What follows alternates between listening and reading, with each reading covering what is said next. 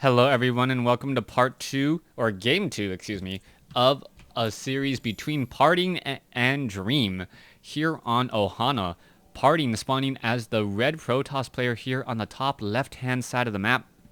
Meanwhile, Dream spawning as the blue Terran player on the bottom right-hand side of the map. A very, very good game one, as Dream was able to just kind of bait Parting.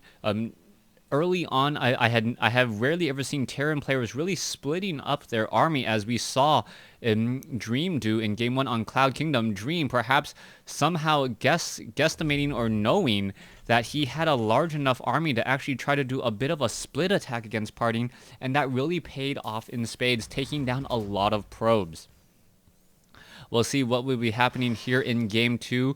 Parting perhaps learning all of those things in Game 1 will not allow that to happen again, as we are on Ohana.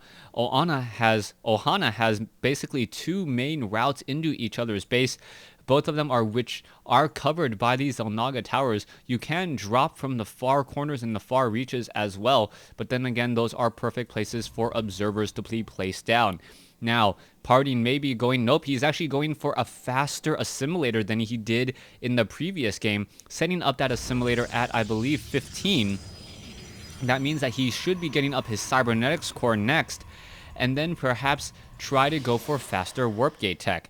Dream scouting out, knowing that Parting went for a little bit faster than normal Nexus, and with that little bit faster than normal Nexus, he knew that the warp gate tech was behind. And when Protoss players do not have that warp gate tech, all of their units essentially take 10 seconds longer to train. If you didn't know, a Zealot's cooldown is 38 seconds to train or 28 seconds after a warp-in. So that does go to show you why so many Protoss players try and rush that warp gate tech, as that warp gate tech does give about a 25 to even 25 to 33% bonus in overall construction time.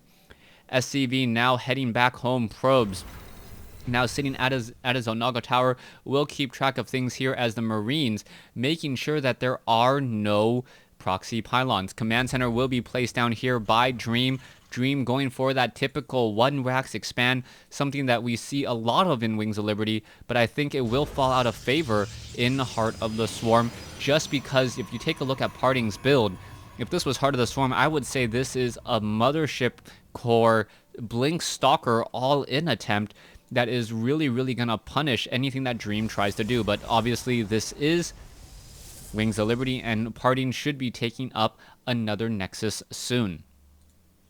Probe now sitting at a Zelnaga tower. Marines, SCV sitting off over here. This Stalker will try and poke up this ramp just a little bit. There's not quite enough Marines, no bunker at all, as the SCVs still hunting for a possible proxy pylon.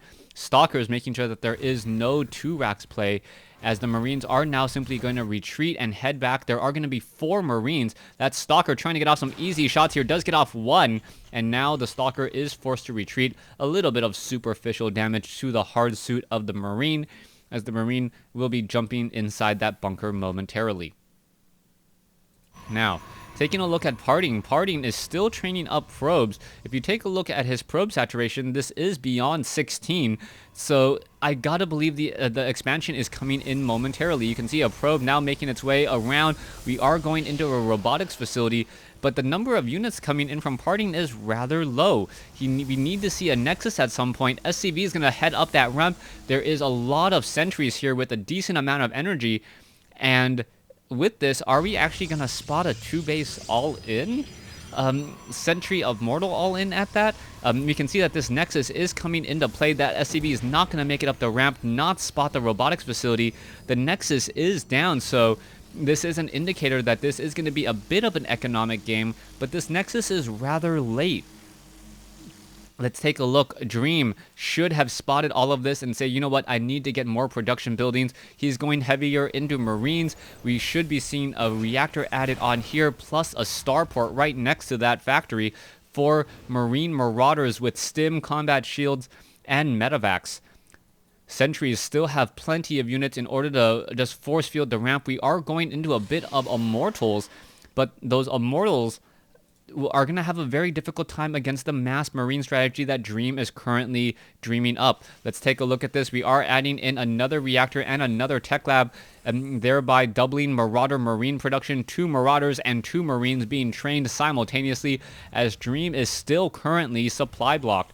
Parting also supply blocked at 50/50. Dream supply blocked at 48/54 now.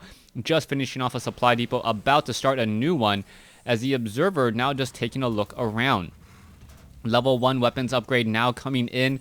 Metavax reactor about to come online as well. Nothing inside that bunker as of yet, as we are seeing a fair number of units now out on the field. Harvester count is 34-33. Dream does have a slight advantage there with the benefit of mules, but it looks like Parting is setting up proxy pylons to start that reinforcing. Marauders and Marines trying to engage. No concussive shells. The Stalkers now going to get off some easy shots onto those Marauders and the Marines. Are they going to be able to perhaps turn around and deal the necessary damage? Sentries, are they going to be able to get off a force field? Yes, it does. And Dream, who salvaged a bunker, now desperately trying to rebuild. All right, Sentries, Immortals now looking to come into position here. You can see how much damage the one bunker being taken down in just an instant, as the SCVs are being brought over to repair. Now supply block. Dream having to only rely on what he has so far, and I believe Parting is simply just going to be able to walk inside this double Immortal push by Parting. And I do not believe that this push by Parting was meant to actually win the game, just keep Dream honest, but it's really applying a lot more pressure than he hoped for. All right, without that bunker and with the burst damage of those Immortals, and now no more units coming down the ramp, this is going to be absolutely deadly. Another bunker does get taken down. More fighting coming in. The Immortals just picking apart units. That is a lot of force fields being used, and Parting will be forced to retreat just a bit, as he is now low on Sentry energy. Sentry energy. Zealots now trying to engage. We'll see where these units will be coming up here in just a moment. Marauders and Marines still trying to fight back and forth. Where are these Stalkers going next? The Marines do have Stim with level 1 weapons upgrade. No Guardian Shield being used, and there are the force fields once again, pulling away from the side. All those Marines unable to engage. Dream purposely lifting up his orbital command in order to make room, but that is not going to work. I believe it is too little, too late. Parting going to easily take game 2 in this series, evening things up at 1 game apiece. Dream now down to 39/78 supply. Whenever you see a supply drop supply depot, that just absolutely screams out, yes, destroy me. And that's what Parting does, and there is the GG by Dream. Thanks for watching. Thanks for listening. Hope you guys enjoyed game 2.